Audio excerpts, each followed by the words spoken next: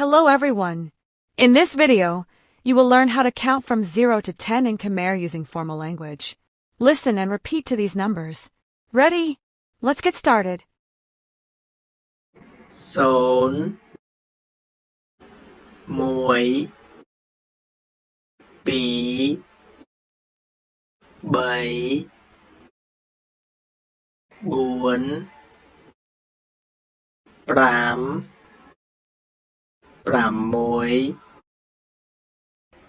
6 7 8 9 10. Thank you. Now, let's listen one more time. 0 1 2 3 4 5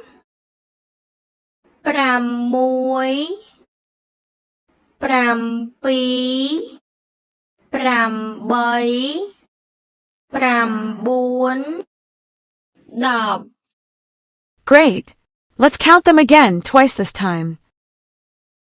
0 1 2 3 4 5 6 7 8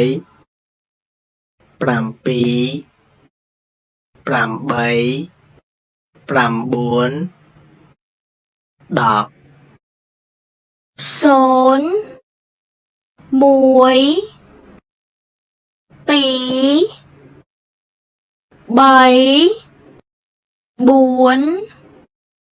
10. 0 1 2 3 4 5 6 7 8 9 10. Fantastic! And that's it for today. See you in the next video.